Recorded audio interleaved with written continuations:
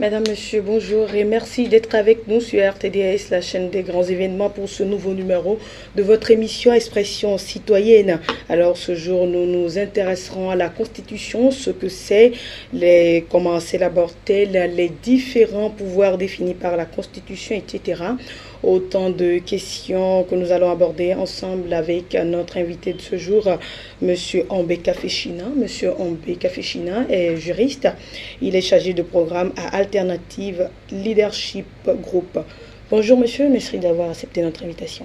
Bonjour Doka, c'est moi qui vous remercie. Je vous en prie. Bien. La Constitution est un mot que tout le monde connaît, du constitutionnaliste le plus brillant au simple profane. Chacun essaie de donner sa définition et souvent elle est considérée comme la règle la plus élevée de l'ordre juridique. Voilà, monsieur Kaféchina, moi, ma définition de la Constitution. Vous, en tant que juriste, quelle définition peut-on donner à la Constitution? Est-ce que c'est un texte? Est-ce que c'est une norme ou un ensemble de normes?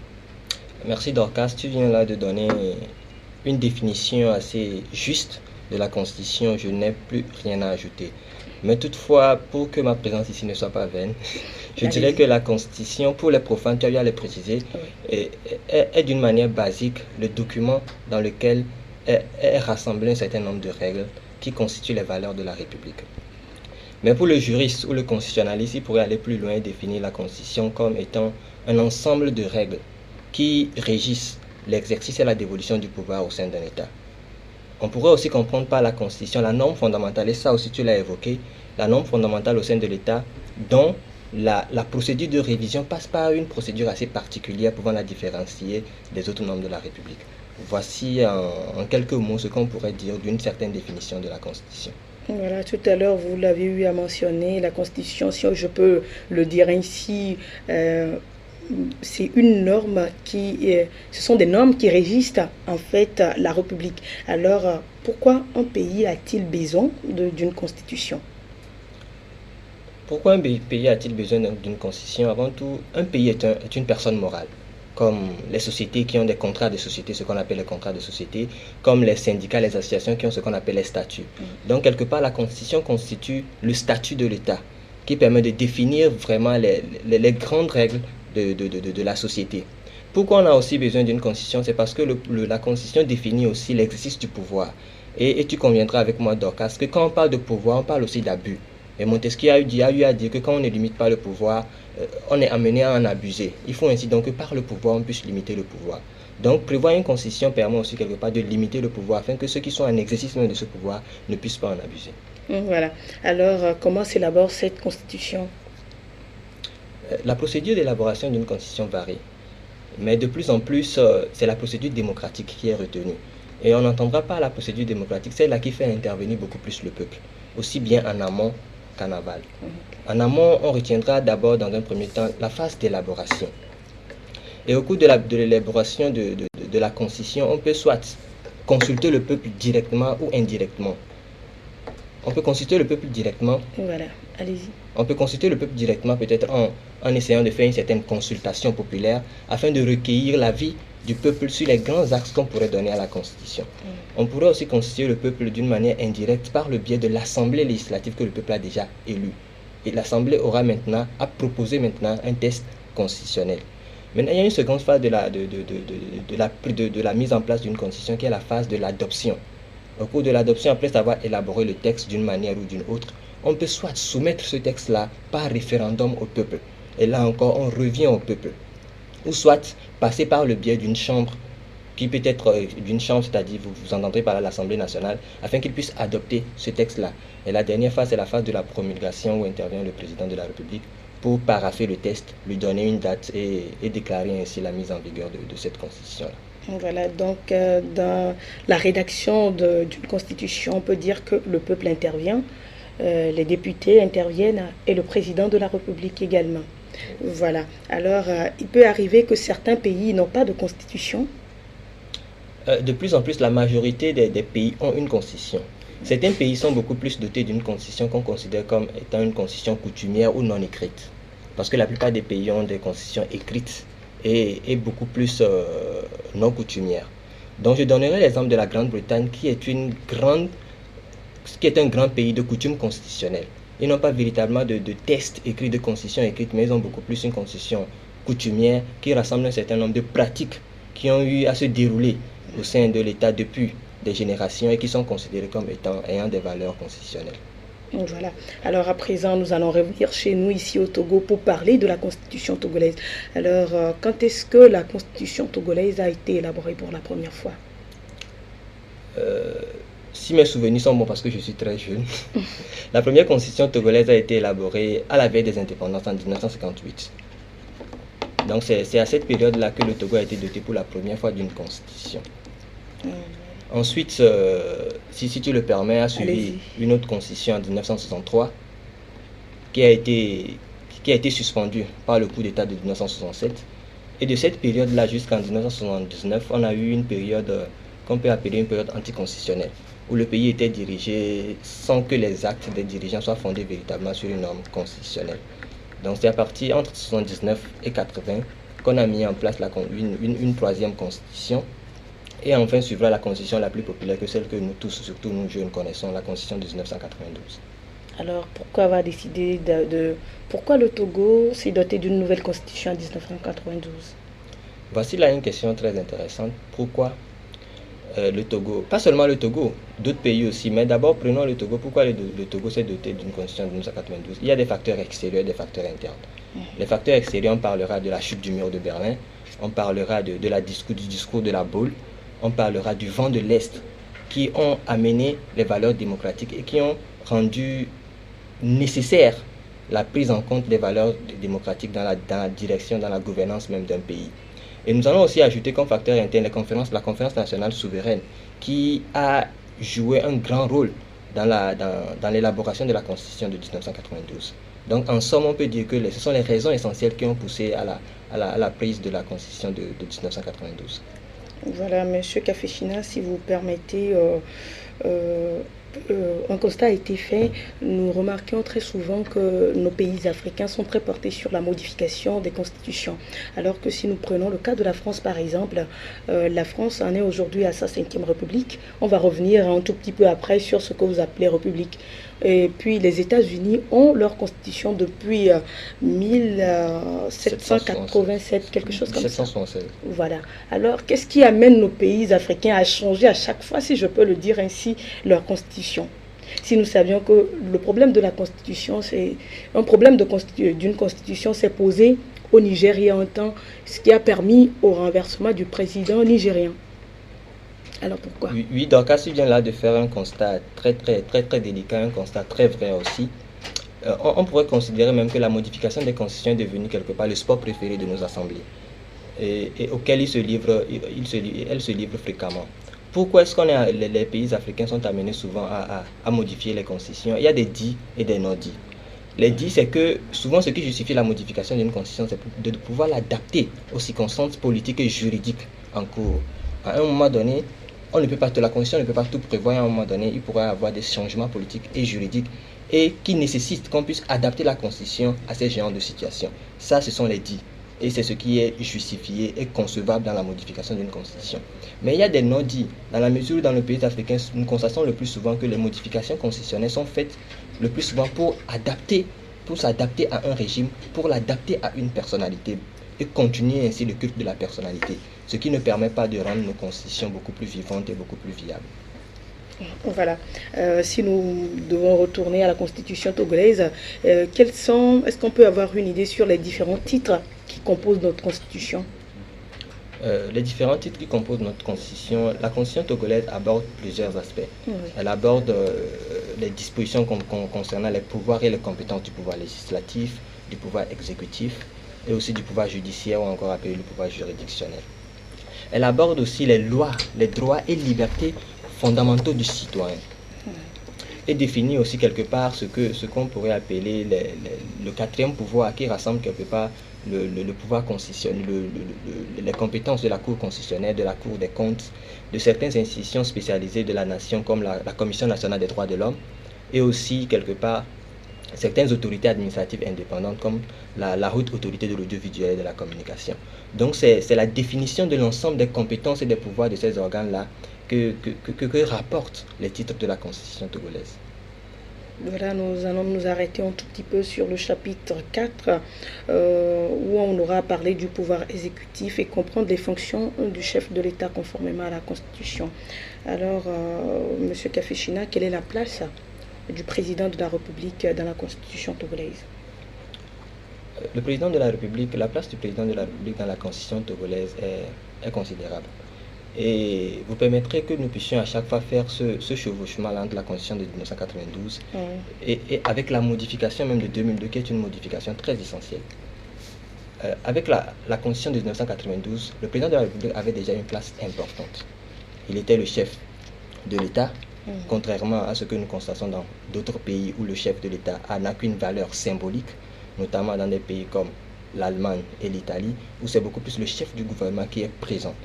Donc il faut dire qu'avec la Constitution de 1992, une place importante était déjà donnée au président de la République. Et cette place s'est renforcée avec la modification de 2002. Et le président est devenu un président beaucoup plus fort, qui dispose de beaucoup plus de compétences et de pouvoir mener à bien son ambition politique. Alors, je ne sais pas comment le dire, mais pourquoi la Constitution de 1992 ou la révision de 2002 donne assez de pouvoir au président de la République? Pourquoi ne pas léguer une partie de ces pouvoirs-là au Premier ministre, comme l'on le voit dans d'autres pays? Là encore, il y a, comme je l'ai dit tantôt, il y a des dits et des non-dits. Dans la mesure où la Constitution de 92 prévoyait un régime semi-présidentiel ou encore appelé semi-parlementaire, où le président a des compétences propres et des compétences partagées avec le Premier ministre. Ce qui fait que ce n'est pas un président super puissant. Mais avec la révision constitutionnelle, la révision de 2002, le président est devenu quelque part ce qu'on pourrait appeler le chef de toutes les institutions, la reine des institutions. Et où il dispose de toutes les compétences. Il est le chef de l'armée, il est le chef de l'administration civile et militaire. Il nomme, on reviendra sur les pouvoirs du président. Voilà. Mais avec ces, on constate que on est passé d'un régime semi-présidentiel à un régime véritablement présidentiel qui est caractérisé par de fortes compétences du président de la République. Ce qui conduit des fois, même certains juristes, on le dit, à un régime présidentialiste. Voilà, alors quels sont les pouvoirs du chef de l'État dans notre Constitution? Les pouvoirs du chef de l'État dans notre Constitution, en 92, avec la Constitution de 92, il partageait ses compétences avec le Premier ministre. Oui. Il avait des compétences propres. Avant 1992 non, ou après? Avec la Constitution de 1992. Avec la Constitution de 1992. Donc on se situe entre une période de 92 à 2002 et de 2002 à nos jours en passant par 2006. Okay. Et donc avec la Constitution de 92, le président de la République partage ses compétences avec le Premier ministre. Il définit une politique, la politique de la nation que conduit le Premier ministre. Ouais. Mais avec la Constitution de 1900, la révision constitutionnelle de 2002, le président dispose de presque toutes les compétences. Il nomme et défait le Premier ministre, il nomme et reçoit la démission du Premier ministre, il définit et conduit la politique du gouvernement, il est le chef de l'administration civile et militaire, il nomme les ambassadeurs, reçoit les accréditations, il est le chef suprême des armées, il est le magistrat suprême, ce qui constitue quelque part des compétences énormes. Et le Premier ministre se retrouve plus ou moins avec des compétences contre. Voilà. Alors, comment se fait l'entrée en fonction du président de la République? L'entrée en fonction du président de la République se fait par l'élection. la constitution togolaise prévoit un suffrage universel direct uninominal à un tour. Donc, puisqu'il y a des profanes qui nous suivent aussi, le suffrage universel, c'est l'élection qui est ouverte à tout le monde, sans aucune distinction subjective, c'est-à-dire fondée sur le sexe, sur la richesse et tout ça. Maintenant, uninominal parce qu'on se présente soi-même. On se présente en son propre nom ou au nom de son parti politique, contrairement au scrutin de liste où on se présente par liste. À un seul tour parce que celui qui obtient la majorité des voix exprimées remporte les élections. Maintenant, après les élections, le président a prêté serment. La Constitution prévoit qu'il prête serment devant la Cour constitutionnelle et rentre en fonction. Voilà. Alors, au cas où le président de la République est empêché, qui peut donc assumer ses fonctions? Ah, la fameuse question du dauphin présidentiel. Au Togo, si je ne me trompe, l'article 65 prévoit que en cas d'empêchement d'une manière ou d'une autre, c'est le président de l'Assemblée nationale qui est chargé d'assumer les fonctions de président de la République pendant une durée de 60 jours à compter de la constatation de l'empêchement du président de la République et de la réorganisation de l'élection même d'un nouveau président. Mais dans le cas, si tu le permets, il convient de faire une analyse avec ce qui se passe dans d'autres pays pour voir si forcément est-ce que c'est la bonne manière de le faire. Parce que dans certains pays, en cas d'empêchement, le dauphin présidentiel, c'est le Premier ministre. Dans d'autres, c'est le président du Sénat. Dans d'autres, c'est le président de la Cour constitutionnelle. L'intérêt au Togo d'avoir le président de l'Assemblée nationale comme dauphin politique, c'est fondé sur une base juridique. Le président de l'Assemblée nationale, comme le président de la République, bénéficie d'une certaine légitimité populaire. Ils ont été élus par le peuple. Parce que le président de l'Assemblée nationale, avant d'être président de l'Assemblée nationale, avait été député. Il est passé par des élections. Donc il bénéficie d'une certaine légitimité populaire. Maintenant, l'inconvénient à ce niveau est que en cas de ce qu'on appelle de cohabitation, où la majorité parlementaire n'est pas la même que la majorité présidentielle, il se retrouve qu'il y a l'opposition qui est à l'Assemblée nationale et doit exercer le pouvoir pendant 60 jours. Et vous et moi, quand on attend le pouvoir pendant longtemps et qu'on est amené à l'exercer pendant 60 jours, nous sommes amenés à mettre en place très rapidement notre politique, ce qui pourrait quelque part susciter une certaine instabilité politique. Maintenant, quand on a le président du Sénat comme dauphin constitutionnel du président de la République, comme le prévoit la Constitution française, l'intérêt c'est que le Sénat échappe à l'instabilité de l'Assemblée nationale, parce que le président de la République a la faculté de pouvoir dissoudre l'Assemblée nationale. Et imaginez, comme c'est prévu au Togo, que pendant que le président a dissous l'Assemblée nationale, il rentre dans un empêchement. Il tombe malade, ou on ne le souhaite pas, mais il est décédé. Donc on a une Assemblée nationale dissoute et un président incapable d'assurer ses fonctions. Donc il y a un certain dysfonctionnement politique. C'est pourquoi en France, on prévoit que ce soit le président du Sénat qui assure le dauphinat politique. Ça a d'intérêt que le Sénat échappe aux velléités, aux caprices du président de la République. Maintenant, comme dans un autre pays comme le Gabon par exemple, c'est le président de la Cour constitutionnelle qui est le dauphin constitutionnel. L'intérêt c'est que le président de la Cour constitutionnelle n'a pas de connotation politique. Donc c'est une personnalité plus ou moins neutre qui viendra maintenant assumer le pouvoir politique pendant 60 jours, ou du moins pendant la période qui est prévue par la constitution de ce pays. Voilà. Nous allons revenir toujours à la constitution togolaise. Quelles ont été les transformations, si je peux revenir sur la question de tout à l'heure, quelles ont été la transformation de la 4e République, de la constitution de la 4e République? Vous parlez là de la constitution de 1992. Oui, qui a été révisée, modifiée. Comme avant et à désir. Et la constitution de 1992 a fait insérer dans les pratiques, plus ou moins d'un point de vue théorique, dans les pratiques constitutionnelles, les concepts démocratiques. On a eu à reconnaître un certain nombre de valeurs républicaines, le multipartisme, un certain nombre de droits et de libertés fondamentaux à la nation. Il y a beaucoup plus d'institutions républicaines démocratiques qui ont été mises en place et renforcées. Et c'est ce qui a vu notamment le renforcement des compétences même d'une institution spécialisée comme la Commission nationale des droits de l'homme. Et ça continue avec la mise en place par exemple de la Cour des comptes tout dernièrement, même si elle n'est pas aussi effective que l'on le souhaiterait. Donc en bref, c'est beaucoup plus les principes démocratiques, l'état de droit et la gouvernance institutionnelle qui ont été amenés, insufflés par la Constitution de 1992, je le précise, beaucoup plus d'un point de vue théorique. Voilà. Pourquoi à chaque fois qu'on change de constitution, on parle de république? Est-ce qu'on peut avoir une idée là-dessus? C'est une question assez complexe même pour les juristes parce que ça suscite beaucoup de débats. La modification d'une constitution n'entraîne pas forcément changement d'une république. D'ailleurs, il y a un débat pour savoir si avec la modification du 31 décembre 2002 et même avec les gymnastiques de la nuit du 5 février 2005, est-ce qu'on est passé d'une 4e république à une 5e république? La modification d'une constitution n'entraîne pas forcément changement de république.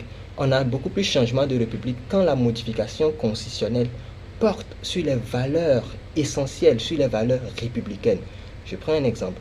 Quand, dans la théorie, on constate que la modification de la Constitution fait passer le pays d'un régime semi-présidentiel à un régime présidentiel, naturellement, on passe d'une république à une autre. Mais en gros, la constatation même du passage d'une république à une autre est de plus en plus sujette à doctrine. Et très difficile à définir. Alors, quels sont les héritages et les principes de cette 4e république ici chez nous au Togo? Je l'ai dit tantôt, c'est beaucoup plus les principes démocratiques. Voilà. Les principes démocratiques, l'état de droit a été renforcé avec la constitution de 1992.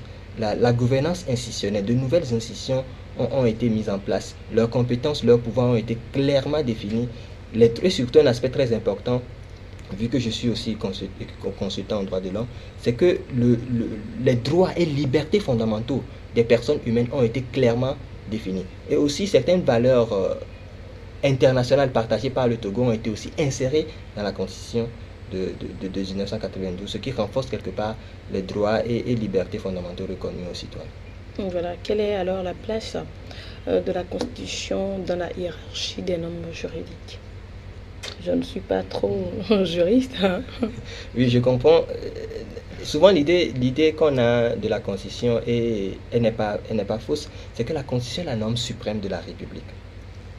Donc, d'entrée de jeu, pour répondre d'une manière basique à votre question, je dirais que la Constitution est la norme la plus essentielle. Elle occupe la première place dans l'ordonnancement, dans la hiérarchie des normes au sein de la République. Mais il conviendrait aussi de préciser que quelque part, c'est une place menacée. Menacée d'un point de vue interne et d'un point de vue externe. D'un point de vue interne, on constate de plus en plus les accords politiques. Les accords politiques qui mettent de temps en temps entre parenthèses la Constitution, et notamment le cadre permanent de dialogue et de concertation. Pourquoi? Ce qui est juridiquement une mauvaise chose, dans la mesure où la Constitution établit un certain nombre de choses sur lesquelles ce cadre est en train de discuter. Mais d'un point de vue pratique, c'est compréhensible, dans la mesure où le Togo passe ou a passé par plusieurs instabilités politiques et s'en remettre seulement à la Constitution qui ne prévoit pas forcément tous ces changements politiques-là n'est pas opportun. Et un cadre comme le cadre permanent, souhaitons-le, pourra permettre de pouvoir vite sortir de ces instabilités politiques-là. Je parlais aussi des menaces externes. C'est que de plus en plus, nos pays, presque tous les pays, adhèrent à des institutions communautaires, à des institutions internationales qui produisent beaucoup de règles qui doivent être insérées dans l'ordonnancement juridique interne. Ce qui amène chaque fois à modifier nos constitutions, à réviser nos constitutions afin de pouvoir les adapter à ces dispositions communautaires et internationales, ce qui constitue aussi une menace pour la stabilité constitutionnelle. Bien voilà, si je dois revenir à tout ce que vous venez de dire tout à l'heure, ici au Togo, nous avons signé un accord politique global. On a mis en place un cadre permanent de dialogue et de concertation. Est-ce à dire que tout cela causera des dommages à la constitution togolaise? Ou je ne sais pas comment le dire, ou avec tout cela, on peut dire que la constitution togolaise a du plomb dans l'aile? On peut dire que la constitution togolaise a du plomb dans l'aile parce que de plus en plus, dans les débats politiques, on est de plus en plus amené à se référer beaucoup plus à l'accord global, à l'accord politique global, aux discussions du cadre permanent de dialogue et de concertation qu'à la Constitution. Ce qui est un tout petit peu dommage. Et comme tu l'as dit, peut constituer un plomb dans l'aile de la Constitution et l'empêcher de pouvoir s'affirmer véritablement comme la norme fondamentale de l'État. Alors vous, aujourd'hui, en tant que juriste, vous êtes dans un monde, même votre association, je ne sais pas si c'est une association pas alternative, Leadership Go, qu'est-ce que vous faites pour que la constitution togolaise, ou pour que les lois de la constitution togolaise soient appliquées dans toute sa forme? Les associations qui se regroupent au sein de la société civile ne peuvent faire que du lobbying et du plaidoyer. on ne peut pas se substituer à l'État.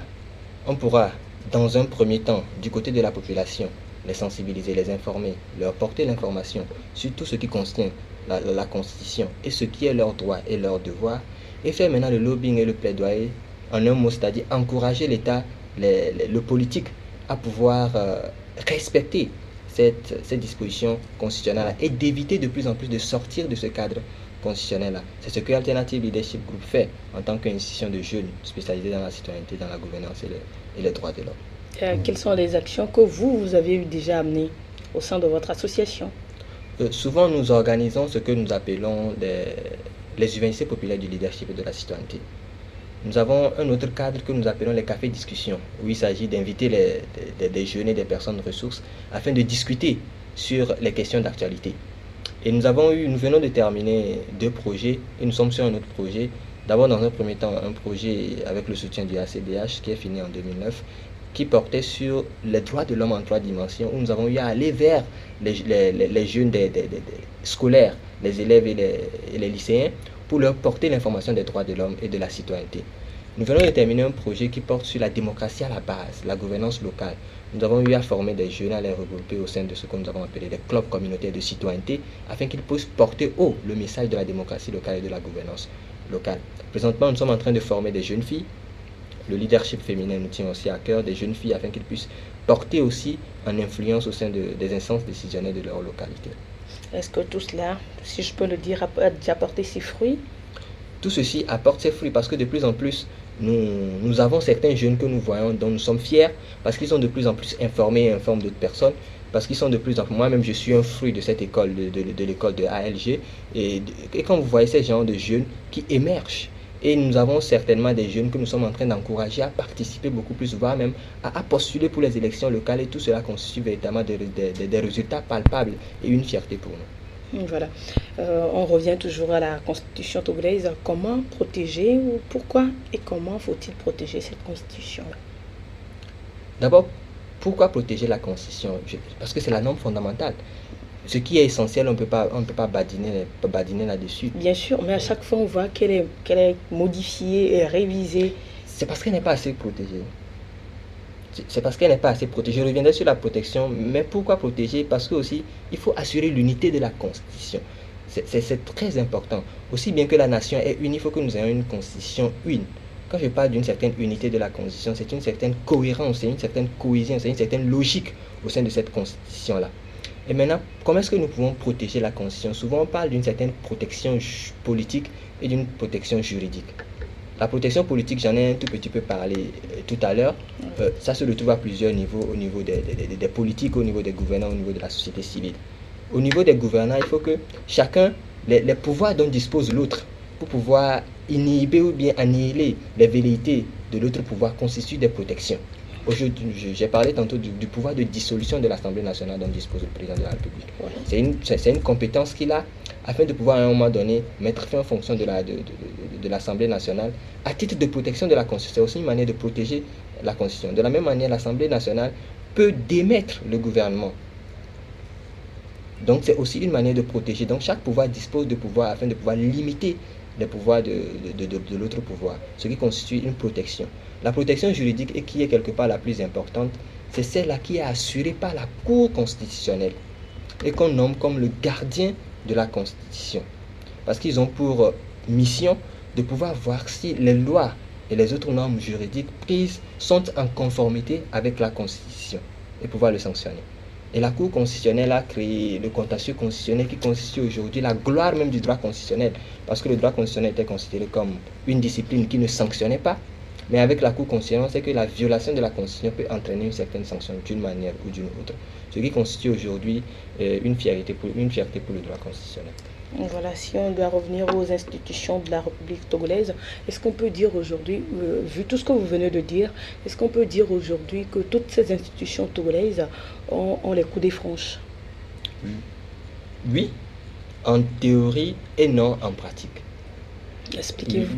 Oui, en théorie, parce que suivant les dispositions constitutionnelles, suivant les dispositions des normes établies par la République, ils doivent établir des relations franches. Ils doivent établir des corrélations assez franches. Mais ce que nous constatons aujourd'hui dans la pratique, c'est que ces institutions n'ont pas la cour des franches. Elles n'ont pas forcément. Et de plus en plus, on est amené à violer la Constitution d'une manière ou d'une autre. Je prendrai là un exemple banal. La Constitution prévoit dans son article 65 ou 59 que le président de la République nomme le Premier ministre au sein de la majorité parlementaire. Mais nos premiers ministres ne sont jamais issus de la majorité parlementaire. Ouais. Ce qui constitue clairement, ne voilons pas le mot, une violation de la Constitution. Parce que la violation de la Constitution, c'est quand on méconnaît les dispositions constitutionnelles. Mais souvent, c'est justifié parce que le Togo est un pays particulier qui est souvent passé par des instabilités politiques. Ce qui fait que on comprendrait mal que le même régime soit au niveau de la présidence de la République et au niveau de la primature. Et afin de pouvoir assurer une certaine cohésion, souvent on est amené à pouvoir nommer le Premier ministre soit au sein d'une autre majorité, soit prendre carrément un technocrate, comme nous l'avons présentement. Voilà. Si vous avez parlé tout à l'heure de la violation de la Constitution en matière de nomination des premiers ministres. Alors, à qui revient la tâche de rappeler à l'ordre? La tâche, elle est à nous tous. Comment? D'abord, à celui qui nomme d'abord, il doit se rappeler à l'ordre lui-même. Et s'il ne le fait pas? Et s'il ne le fait pas, la tâche nous revient à nous. À nous en tant que citoyens, en tant que société civile, en tant qu'observateur avisé ou non avisé, de pouvoir mener cette lutte-là. On reconnaît d'ailleurs au peuple le droit à la résistance à l'oppression. Donc quand le peuple constate qu'il y a violation sur violation, le peuple peut être amené à soulever. Et attention, quand je parle de soulèvement, je ne parle pas de débâcle, de démagogie, de destruction des biens publics, je parle là d'une certaine expression même, du ressenti même du peuple à travers les voies prévues par cette même constitution-là, c'est-à-dire des voies pacifiques et réglementaires. Voilà, nous poursuivons toujours avec comment faut-il protéger cette constitution-là, puisque je vous avais coupé tout à l'heure la parole. Oui, la société civile doit de plus en plus éduquer le peuple, éduquer la population à ce qu'on puisse connaître nos droits et nos libertés. Parce que nous ne pouvons pas être censés défendre la constitution qui renferme nos droits et nos libertés quand nous ne les connaissons pas. Il faut que nous puissions aussi être à même de savoir quand il y a violation de la constitution. On ne peut pas protéger une constitution sans savoir quand est-ce qu'elle est violée. Donc la société civile a cette responsabilité-là. Maintenant, quand le peuple est avisé, ils doivent aussi prendre leurs responsabilités à un moment donné. Et la meilleure sanction, moi je le dis souvent, c'est vrai que nos élections ne sont pas souvent libres et transparentes, mais la meilleure sanction, c'est de pouvoir ne pas voter pour la personne que vous considérez comme étant un gourou de la Constitution. En fait, c'est la meilleure sanction. Attendre le moment des élections pour pouvoir porter haut votre voix et montrer que vous êtes en train de sanctionner et d'encourager ceux qui respectent les dispositions constitutionnelles. Voilà, si nous devons revenir à la responsabilité de la société civile en matière de protection de la Constitution, est-ce qu'aujourd'hui la Constitution, la société civile togolaise exerce à mieux sa fonction? Est-ce qu'on peut dire que la société civile respecte, je ne sais pas comment le dire en fait, j'espère que vous avez compris la question que je voudrais poser. Est-ce que la société civile quelque part participe à une certaine homogénéité, à un certain renforcement même de la Constitution en tant que norme fondamentale? Ou est-ce qu'elle participe avec les d'autres acteurs à violer cette Constitution, si je comprends bien votre question? Allez-y. Vous avez posé une question pertinente dans la mesure où de plus en plus la société civile togolaise est partisane, elle est teintée. On a d'une part une société civile de l'opposition, une société civile du pouvoir en place, et au milieu on a ce qu'on appelle souvent les centristes, une société civile centriste, ce qui n'est pas à même de pouvoir permettre une véritable protection de la Constitution, parce qu'on sera amené à sensibiliser le peuple, à éduquer le peuple, à porter nos actions en fonction même de notre connotation politique, vu que la société civile est plus ou moins teintée politiquement. Donc il faudra maintenant que la société civile puisse prendre d'abord sa responsabilité, reconnaître ses compétences, sa mission. Quand on parle de société civile, c'est cette société-là, moi je la définis souvent comme cette société-là qui n'est pas politique ni militaire. Donc ceux qui ne se retrouvent pas dans la société politique, c'est-à-dire ceux-là qui veulent acquérir le pouvoir et l'exercer, ceux qui ne se retrouvent pas dans la société militaire et sécuritaire, c'est-à-dire ceux-là qui sont en charge d'assurer notre sécurité et notre défense, rassemblent maintenant la société civile. Donc nous tous, quelque part, plus ou moins, nous nous trouvons dans cette société civile, nous n'avons pas notre responsabilité de ne pas avoir une certaine connotation politique. C'est ce qui pourra nous permettre de pouvoir garantir la sécurité même de la Constitution. Voilà, nous tirons pratiquement vers la fin de cette émission. Vous avez un mot à l'endroit de la société civile et des autorités, et aussi à l'endroit de la population togolaise. Juste pour dire d'abord dans un premier temps la société civile que nous sommes je considère que la société civile est le véritable garant des valeurs républicaines et de pouvoir continuer par assurer ces valeurs-là et de faire de ces valeurs-là de véritables réalités. Aux acteurs politiques, je dirais que ils ont aussi une autre responsabilité. Cette responsabilité-là de pouvoir assurer le bien-être de la population.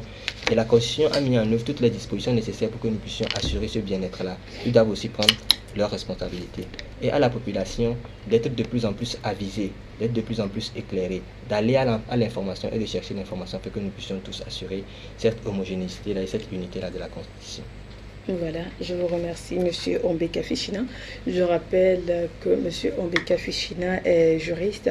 Il est également chargé de programme à l'Alternative Leadership Group.